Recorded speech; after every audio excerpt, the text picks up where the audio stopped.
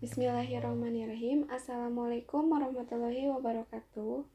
Sebelumnya yang terhormat Bapak Dr. Andes Cici Nurul Haq MPD selaku dosen mata kuliah pengantar pendidikan. Pada kali ini kami akan mempresentasikan hasil dari diskusi yang telah kami lakukan mengenai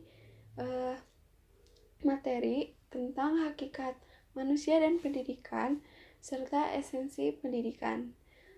Sebelum masuk ke materi, perkenalkan kami dari kelompok 11.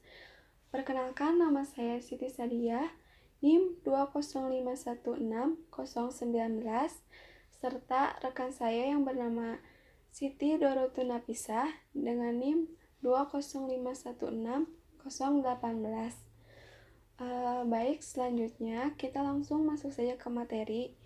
Yang pertama yang akan dijelaskan oleh saya sendiri yaitu mengenai pengertian manusia dan hakikat manusia. Yang kedua, aspek-aspek hakikat manusia.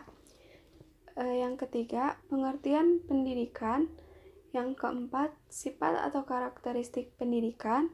Yang kelima, tujuan pendidikan. Dan yang terakhir yaitu hubungan manusia dan pendidikan. Manusia atau Homo sapiens yaitu makhluk yang mempunyai kemampuan untuk berilmu pengetahuan, adalah makhluk ciptaan Tuhan yang memiliki derajat paling tinggi dan sempurna karena diberikan akal. Harus Anda ketahui bahwa manusia adalah sosok yang sangat ideal, sosok manusia yang dicita-citakan atau menjadi tujuan.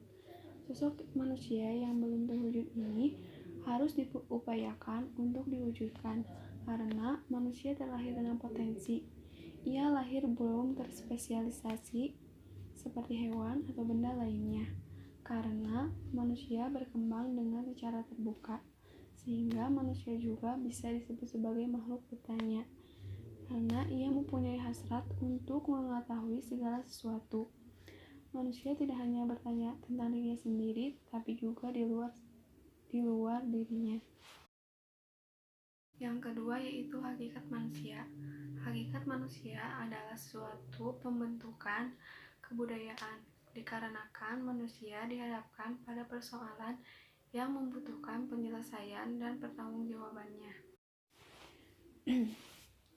Sebenarnya, mencari pengertian hakikat manusia merupakan tugas metafisika, dan lebih spesifiknya lagi adalah tugas antropologi, karena mereka berupaya mengungkapkan konsep atau gagasan-gagasan, menemukan karakteristik yang secara prinsipil yang berkenaan dengan asal-usul keberadaannya, struktur metafisika manusia, dan berbagai karakteristik dan makna eksistensi manusia. Sehingga dari pernyataan-pernyataan tersebut dapat disimpulkan bahwa hakikat manusia berkenaan dengan prinsip adanya manusia. Dengan kata lain adalah seperangkat gagasan tentang sesuatu yang olehnya manusia memiliki karakteristik khas yang memiliki suatu martabat khusus. Yang selanjutnya yaitu aspek-aspek hakikat manusia. Yang pertama yaitu manusia sebagai makhluk Tuhan yang Maha Esa, yaitu manusia adalah makhluk paling sempurna yang pernah diciptakan oleh Tuhan yang Maha Esa. Kesempurnaan itulah merupakan konsekuensi fungsi dan tugas mereka sebagai khalifah di muka bumi ini. Manusia adalah subjek yang memiliki kesadaran dan penyadaran diri. Oleh karena itu, manusia adalah subjek yang menyadari keberadaannya. Selain itu, ia mampu membedakan dirinya dan segala sesuatu yang ada di luar dirinya. Manusia bukan saja berpikir tentang diri dan alam sekitarnya, tetapi sekaligus sadar akan pemikirannya. Yang poin kedua yaitu manusia sebagai kesatuan badan dan ruh. Menurut Abdurrahman Sholihin Abdullah menyatakan bahwa meski manusia merupakan perpaduan dan dua unsur yang berbeda, yaitu ruh dan badan, namun ia merupakan pribadi yang integral. Sebagai kesatuan badan dan rohani, manusia hidup dalam ruang, dan waktu, memiliki kesadaran, memiliki penyadaran diri, mempunyai berbagai kebutuhan, insting, nafsu, dan tujuan. Selain itu, manusia mempunyai potensi untuk berpikir, cipta, berperasaan, dan berkehendak. Yang ketiga yaitu individual. Manusia adalah makhluk yang terdapat dibagi antara aspek badani dan rohani. Selain itu, karena setiap manusia memiliki subjektivitas atau kediri sendirian, maka ia hakikatnya adalah pribadi. Yang keempat yaitu sosial. Meskipun manusia dikatakan sebagai makhluk individual atau personal, namun manusia adalah makhluk sosial karena manusia mempunyai tujuan hidup bersama dengan sesamanya. Aristoteles mengatakan bahwa manusia adalah makhluk sosial atau makhluk bermasyarakat. Yang kelima yaitu berbudaya.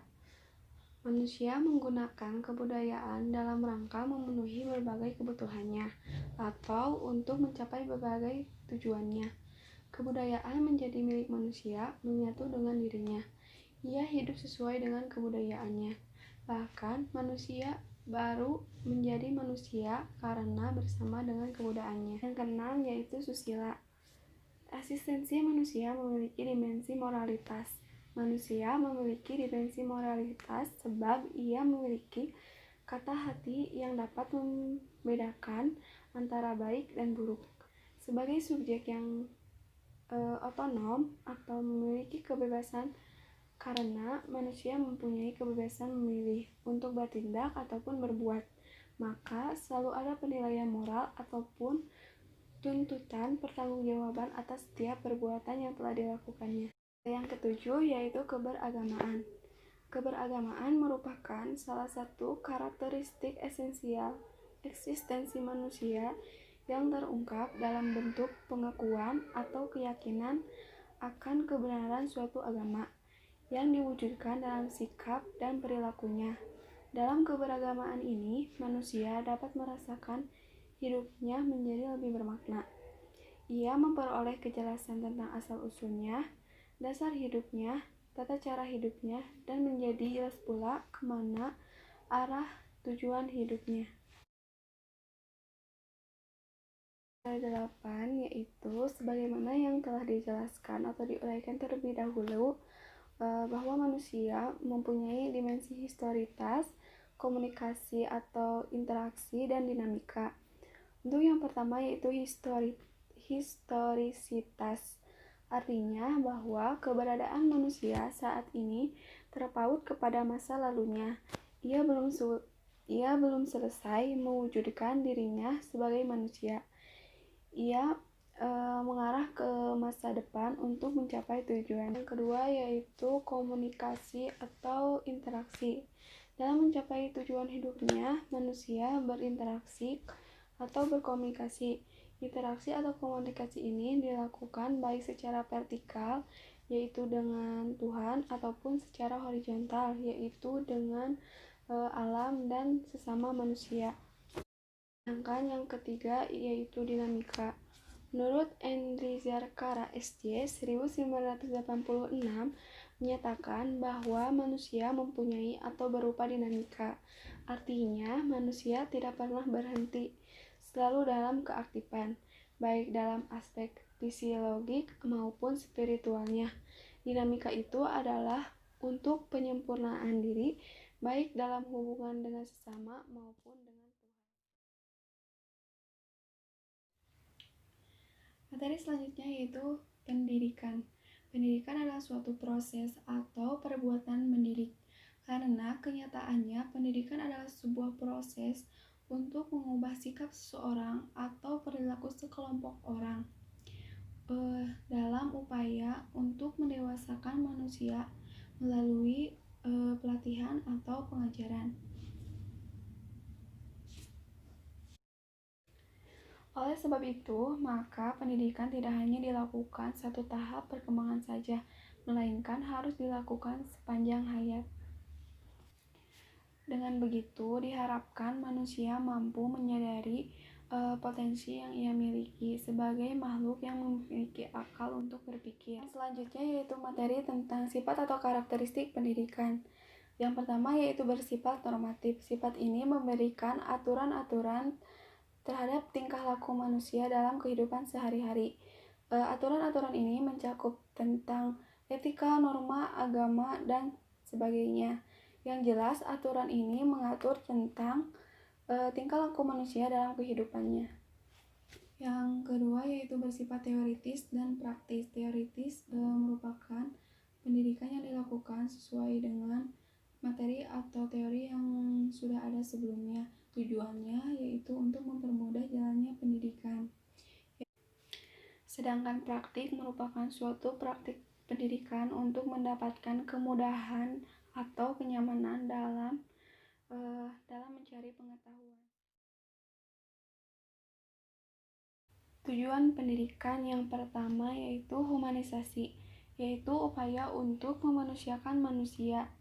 Upaya ini dilakukan untuk membantu manusia agar dapat bereksistensi sebagai manusia sesuai dengan martabatnya. Yang kedua yaitu membantu manusia menemukan akan hakikat kemanusiaannya. Maksudnya yaitu pendidikan harus mampu mewujudkan manusia yang seutuhnya, karena sesuai dengan poin yang pertama yaitu humanisasi atau upaya untuk memanusiakan manusia. Pendidikan maka diharapkan bisa membantu manusia untuk mengenal, mengerti, dan memahami realitas kehidupannya, sehingga manusia bisa menyadari potensi yang ia miliki, yaitu sebagai makhluk hidup yang memiliki akal untuk berpikir. Yang ketiga yaitu upaya untuk mencapai kedewasaan jasmani dan rohani. Pertumbuhan jasmani yang dimaksud pada tujuan pendidikan yaitu apabila batas pertumbuhan fisik maksimal yang bisa dicapai oleh seorang anak.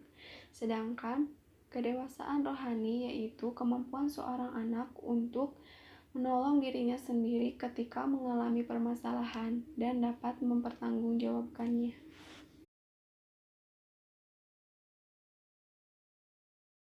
Sebagaimana telah dinyatakan bahwa manusia bertugas dan bertujuan untuk menjadi manusia, sedangkan manusia dapat menjadi manusia hanya melalui pendidikan.